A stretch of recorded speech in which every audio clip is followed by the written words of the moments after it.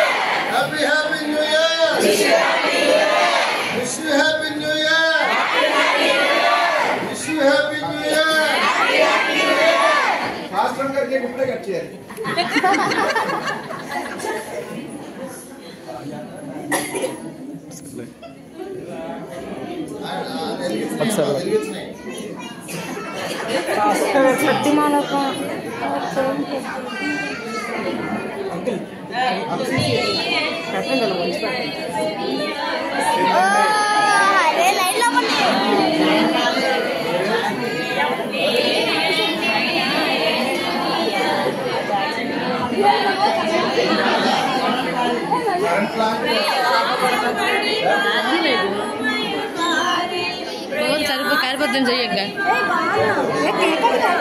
అయిపోయింది చేతులు క్యాన్లతో ఎలా పడతారు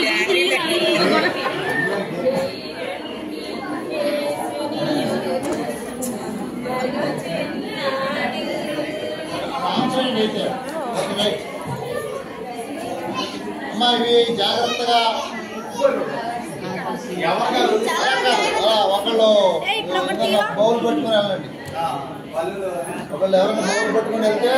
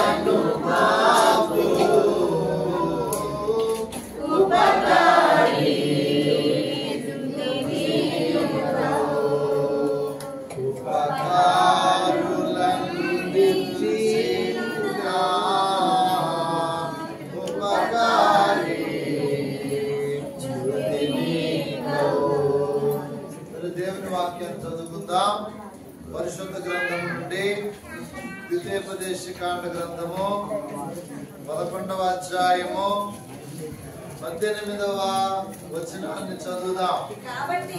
కాబట్టి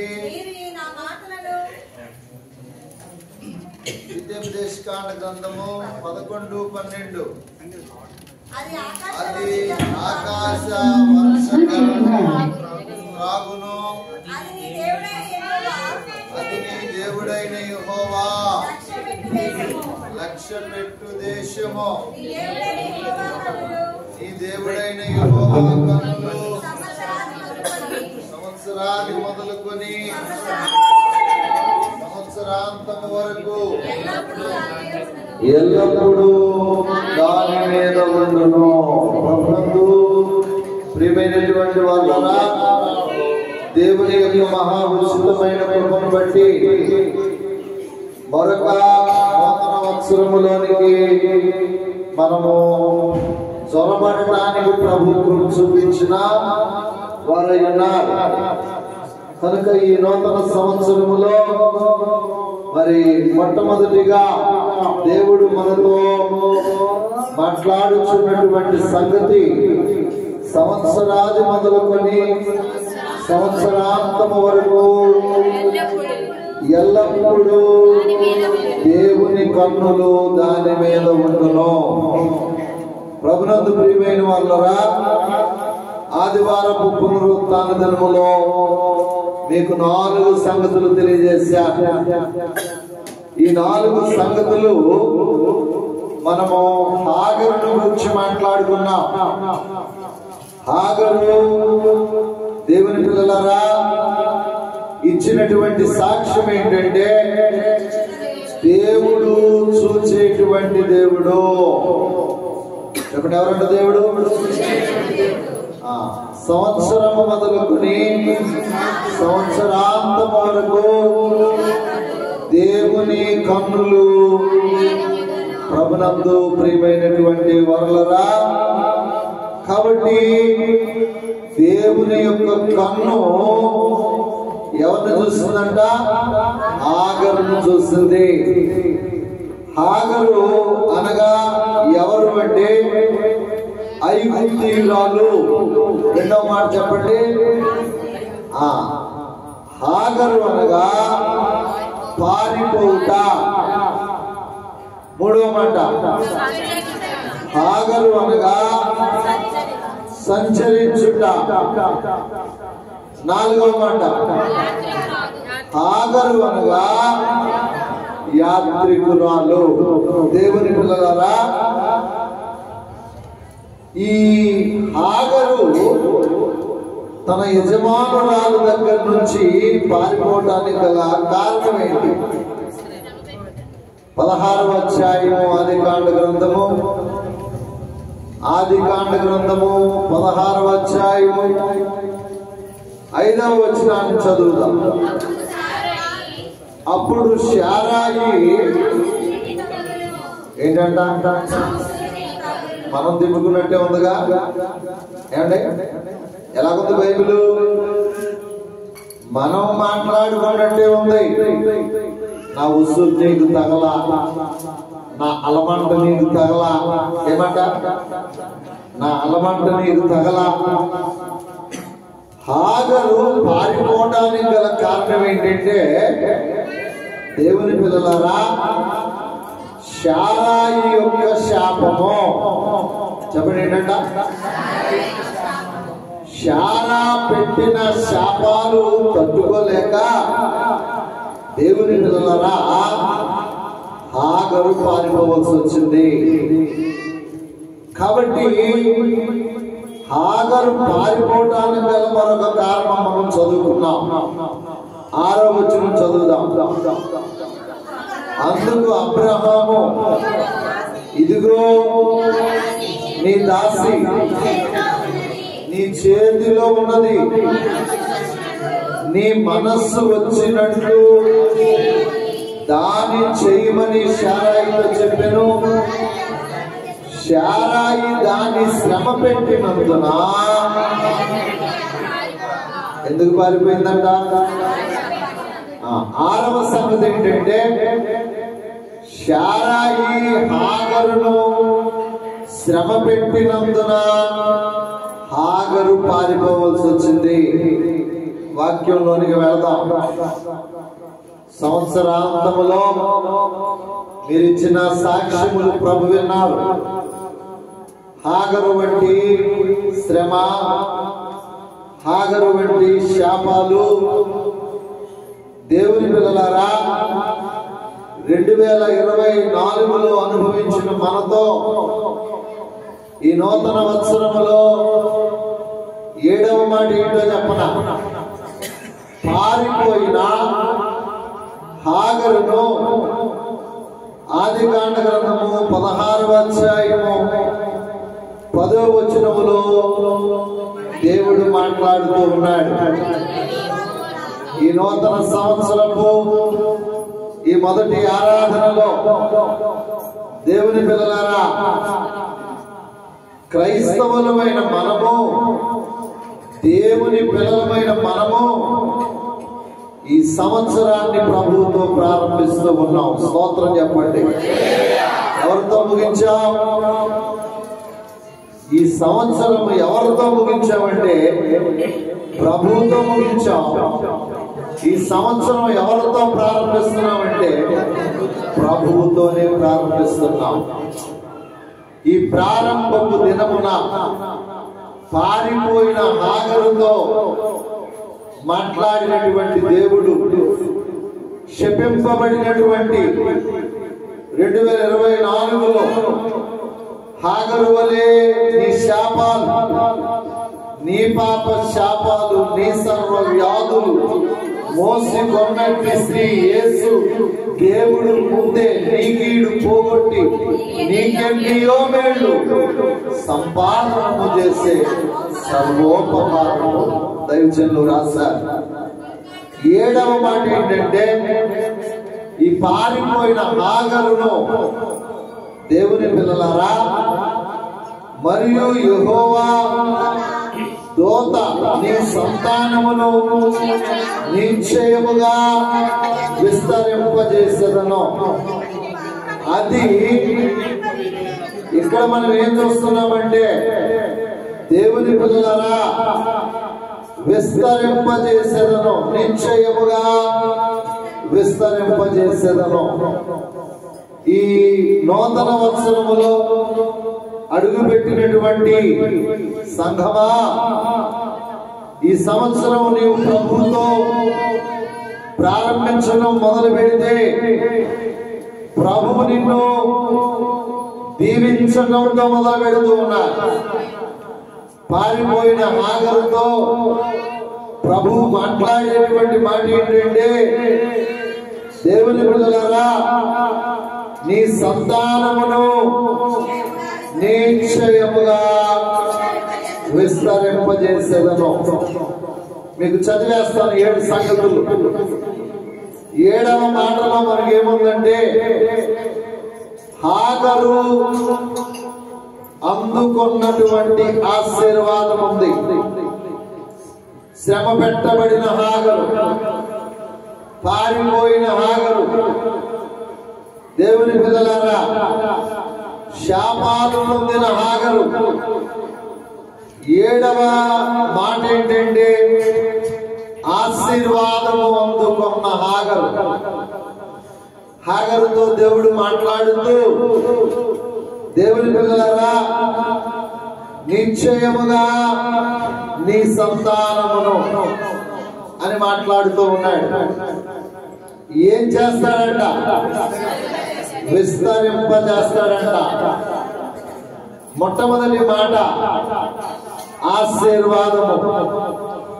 ఈ నూతన సంవత్సరములో దేవుని పిల్లలారా ప్రభువుతో ఈ సంవత్సరం నీవు గడపడానికి తీర్మానం చేస్తుంటే, ఈ మందిరంలోకి వచ్చిన వాళ్ళారా డిసెంబర్ 31st నైట్ మాత్రమే సాక్ష్యాలు చెప్పి సంవత్సరం అంతా దేవుని పిల్లలారా ఇంటిలో ఉండకుండా ఇప్పుడు సాక్ష్యాలు చెప్పిన వారు మాత్రమే కాదు, వారికి మాత్రమే కాదు, ఈ మాట ఈ రాత్రి దేవుని పాదాల దగ్గరకు వచ్చిన మనందరితో పరిశుద్ధాత్మ తండ్రి మాట్లాడే మాట ఏంటంటే, ఈ సంవత్సరం నీవు ప్రభువుతో ప్రారంభించగలిగితే, ప్రభువుతో పనిచేయడానికి నీవు తీర్మానించుకోగలిగితే, దేవుని పిల్లలారా హాగరు వలె పాత సంవత్సరంలో ఉన్న శాపాలు పాపాలు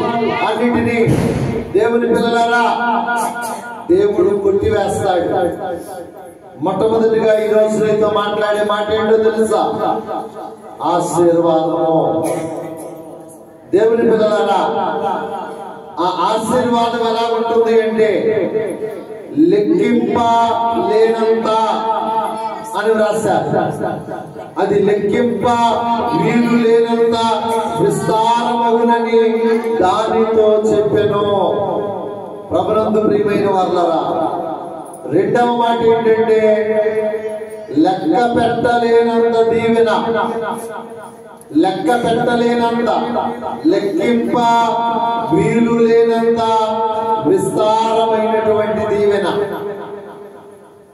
ఈ దీవెన దేవుని పిల్లలారా ఎవరికి వచ్చింది అనంటే శ్రమపడిన హాగరును బట్టి, పారిపోయిన హాగరును బట్టి, నిందించబడిన హాగరును బట్టి, శాపము పొందిన హాగరును బట్టి దేవుని పిల్లలారా తన కుమారునికి దీవెన వచ్చింది. యేసుక్రీస్తు ప్రభువు కల్వరి శిలువలో నీ కొరకు నా కొరకు ఆయన శాపాలు, దేవుని పిల్లలారా నిందలు, అవమానాలు, దూషణలు ఇవన్నీ ఆయన అనుభవించడాన్ని బట్టి ఇష్మాయేలుకు దీవెన వచ్చినట్లుగా దేవుని ప్రజలమైన మనకు ఈ దీవెన వచ్చింది. ఈ దీవెనలో 3వ మాట చెప్తున్నాను. 21వ అధ్యాయము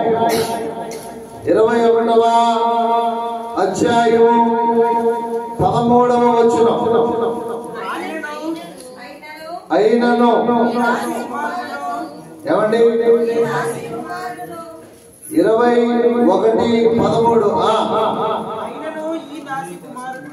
అయినను ఈ దాసి కుమారుడును నీ సంతానమే గనుక అతన్ని కూడా,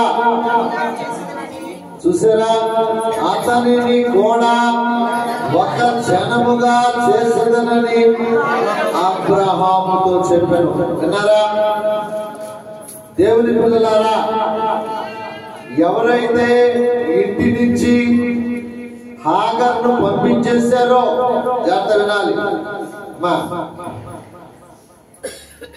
ఎవరైతే ఇంటి నుంచి హాగర్ని పంపించేశారో, తోలివేశారో, వద్దనుకున్నారో, కాదనుకున్నారో, వారితోనే దేవుడు చెప్పిన మాట ఏంటంటే, దేవుని పిల్లలారా, ఈ దాసి కుమారుడు కూడా ఎవరట?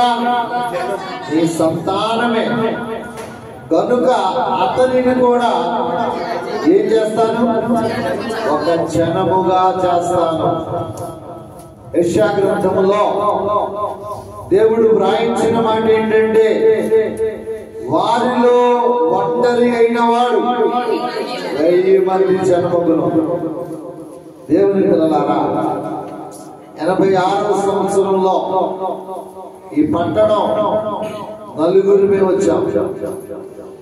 86వ సంవత్సరం జనవరి 9వ తారీఖు సోమవారం ఈ పట్టణం నలుగురిమే వచ్చాం. దేవుడి రోజున దేవుని యొక్క మహా ఉచితమైన కృపను బట్టి దేవుడు ఒక జనముగా చేశాడు. స్తోత్రం చెప్పండి గట్టిగా. చెప్పండి, ఏం చేశాడు? ఇష్మాయేలు ఒక్కడే. అరణ్యములో తిరుగులాడుచున్న హాగరు ఒక్కరే. హాగరు ప్రతి ఎవరు లేదు. హాగర్ని ఓదార్చేవారు లేదు. హాగర్ని ధైర్యపరిచేవారు లేదు. హాగర్ని ఆదరించేవారు లేదు. ఏమీ లేనటువంటి ఒంటరి అయినటువంటి హాగరును దేవుడు దర్శించాడు.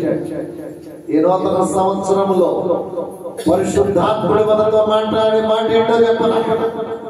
నీ ప్రక్కన ఎవరు లేకపోయినా, నేనందరూ త్రోసివేసిన, వెలివేసిన, దోపునకు అప్పగించిన, హేళన చేసిన, అవమానపరిచిన దేవుడు నిన్ను దర్శిస్తే, దేవుడు నీతో మాట్లాడితే, నీవు కూడా ఒక జనముగా మార్చబడతావు. ఇవి ఓరకనే చెప్తున్న మాటలుగా పరిశుద్ధాత్ముడు ఈ రోజున మనతో ముఖమిచ్చి మాట్లాడుతున్న మాట.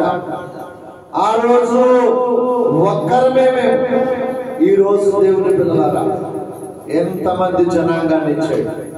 కారణం ఏంటో తెలుసా? దేవుడు హాగరుతో ఒక మాట చెప్పాడు. దేవుడు అరణ్యములో ఉన్న హాగరుతో ఒక మాట చెప్పాడు. వెలివేసినటువంటి అబ్రహాముతో దేవుడు ఒక మాట చెప్పాడు. ఇదిగో నేను ఇష్మాయేలును ఒక జనముగా చేయబోతా ఉన్నా. కారణం ఏంటో చెప్పను. ఇష్మాయేలు అనగా అర్థం ఏంటంటే దేవుడు ఆలకించువాడు. ఇందాక మనం సాక్ష్యం, నా ప్రార్థన దేవుడు ఆలకించాడు, నా మొర ప్రభు ఆలకించాడు.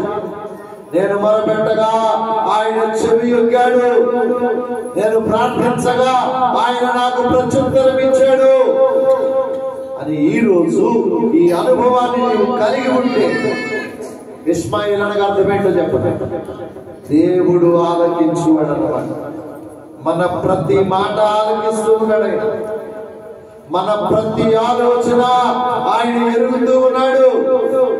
అరణ్య మార్గములో హాగరుతో ఉన్నటువంటి దేవుడు నిర్జనమైనటువంటి ఆ అరణ్యమును నీటి పొగ్గగా మార్చగలిగిన దేవుడు.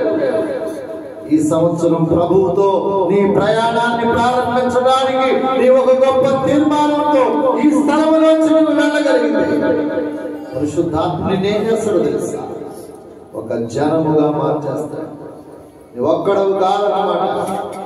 అందుకే దైవజనుడు రాజమండ్రి పట్టణం విడిచిపెట్టి వెళ్ళేటప్పుడు అన్నాడు ఆయన, ఒక్కడిని ఎలాగలను ప్రభు, ఒక్కడిని ఎలాగలను ప్రభు, నా తల్లి సంఘమును విడిచిపెట్టి నేను ఒక్కడినే ఈ ప్రయాణాన్ని ఎలాగ చేయను ప్రభు అది దేవునితో మాట్లాడినప్పుడు దేవదాసు ఒక్కడవని వడలిపోవద్దు. ఒక్కడవని నీవు వడలిపోవద్దు. నీ ప్రకారాన్ని తెలుసునా. ఒక్కడవని నీవు వడలిపోవద్దు. నీ ప్రకారాన్ని తెలుసునా చిక్కావు నీవే భరించేలోనైనాను చిక్కిపోవని నీకు తెలుసునా చిక్కిపోవని నీకు తెలుసునా నొక్కబడవని నీకు తెలుసునా క్రైస్తవ సంగ్రామ కార్యములు చేయు ఫలమున వచ్చేను తెలుసునా క్రైస్తవ సంగ్రామ కార్యములు చేయు ఫలము వచ్చేను తెలుసునా క్రీస్తు ప్రభువు నీ ప్రియలామూలముగా ఇది పొందుదాని తెలుసునా దోనోడిందో ఇదెగో వెలగొట్టెదవు తెలుసునా సంఘంలో అందరూ ఆల్రౌండర్లండి. కరెంటు పోతే వెంటనే కరెంట్ వచ్చేసింది, మైక్ పోతే వెంటనే స్తోత్రం చెప్పండి. చెప్పండి నిన్ను ఒక జనముగా చేశారు. 18 వచ్చిన చదువుతా వేగంగా. 18వ వచ్చిన నీవు లేచి ఆ చిన్నవాణ్ణి లేవనెత్తి నీ చేత పట్టుకొను. ఏ జనమంట? ఒక జనం గొప్పదా, గొప్ప జనం గొప్పదా? ఈ సంవత్సరం నువ్వు ప్రభువుతో ప్రారంభించడానికి ఇష్టపడితే నీవు ఒక జనముగా కాదు, దేవుని పిల్లలారా గొప్ప జనముగా దేవుడు చేస్తాడు. గొప్ప జనాంగం మధ్య దేవుడు నిన్ను నిలువబెట్టుకుంటాడు. దేవుడు నిన్ను మాట్లాడి నిన్ను వాడుకుంటాడు. ఒక చిన్న మాట చెప్తాను. ఒక రోజున 2011వ సంవత్సరంలో మాస్టర్మ గారు నేను సహోదరుడు ద్వారకామ్మ గారు నలుగురు ఎక్కడికి వెళ్ళామంటే అనకాపల్లి వెళ్ళి సంబంధం కోసం వెళ్తే అక్కడ ఒక అమ్మాయిని చూసాం. చాలా అందగత్తి, కొంతమందికి తెలిసే మంచి ప్రార్థనా పరుడు, 40 రోజులు ఉపవాసం చేసే అమ్మాయి. వాళ్ళు అన్నారు, మీ బాబుని ఒక పాట కానీ ఒక ప్రార్థన కానీ చేయించండి అన్నారు. ఒక పాట పాడటం కానీ ఒక ప్రార్థన కానీ చేయించండి అంటే ఈ అబ్బాయికి పాట పాడటం రాదు, సమాధానం కలిసి సాక్ష్యం. దేవుని పిల్లరా, దేవుడు మార్చేస్తాడన్నమాట. దేవుడు మార్చేస్తాడు. మన పిల్లలు గొప్ప ప్రసంగికి రావాలని కోరుకోకూడదు, కానీ గొప్ప ప్రార్థనా పరులు కావాలి. స్తోత్రం చెప్పండి. చెప్పండి ఏమైపోయాడు? ఇస్మాయిల్ ఏమైపోయాడు? ఒక జనముగా, ఒక జనములో నుంచి ఏమైపోయాడంటే గొప్ప జనముగా మార్చబడ్డాడు. కాబట్టి ఇప్పుడు ఇస్మాయిల్ ఎవరో చెప్పండి. ఇస్మాయిల్ ఎవరో చెప్పండి. ఇస్మాయిలు పేరు మీద వంశావళి తయారైపోయింది. చూసారా? చదవండి అన్నమాట. 5వ మాట ఆదికాండ గ్రంథము 25వ అధ్యాయం. ఆదికాండ గ్రంథము 25వ అధ్యాయం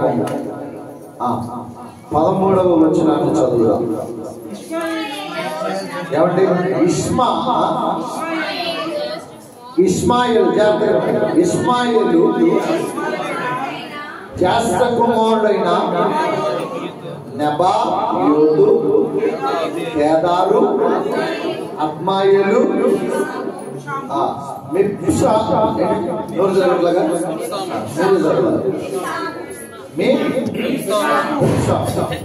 అంటే ఇక్కడ రాసిన మాట ఏంటంటే దేవుని పిల్లలు పైన 12వ వచనంలో అబ్రహాము కుమారుడు ఇస్మాయిలు వంశావళి. చెప్పండి ఏమొచ్చేసింది? వంశావళి వచ్చేసింది. కాబట్టి దేవుని పిల్లలారా ఇంకొక గొప్ప మాట చెప్పనా ఇస్మాయిల్ కోసం? గొప్ప విలువైన మాట ఏంటంటే చాలా సంగతులు రాశారు. ఎన్నో మాట అనేది 5వ మాట. ఇంకో మాట చెప్పనా? ఇస్మాయిలు వంశావళి వచ్చేసింది కదా, ఇప్పుడు దేవుడు ఆయన్ని దీవిస్తూ 16వ వచనం చదువు. 16వ వచనం చదువు. వారి వారి వంశావళుల ప్రకారం ఇస్మాయేలు కుమారుల యొక్క పేర్లు వారి వారి గ్రామములలోను వారి వారి కోటలలోను వీరే వారి పేర్లు ఇవే. వారి వారి జనముల ప్రకారము వారు 12. స్తోత్రం చెప్పండి. ఎంతమంది? నా కుటుంబంలోంచి 12 మంది రాజులైతే అసలు ఊహించుకోండి. అసలు ఎలాగుందో. ఇష్మాయేలు కుటుంబంలో నుంచి, ఇష్మాయేలు గోత్రములో నుండి 12 మంది రాజులను దేవుడు తీసుకొచ్చాడంట. దేవుడికి మహిమ కలుగును గాక. ఏమని రాస్తారండి? వారి వారి కోటలలోను రాజులు ఏముంటాయి? ఉంటాయిగా. ఎవరు? దాసి, పని మనిషి, ఇంకా ఆ కాలంలో బానిస అనిపించేవారు. ఇలాంటి బానిస కడుపులో నుండి, బానిస గర్భంలో నుండి, బానిస కుటుంబంలో నుండి దేవుని పిల్లలారా దేవుడు రాజులను తీసుకుని వచ్చాడు అన్నమాట. చివరిగా ఒక మాట చెప్పి చేస్తారు.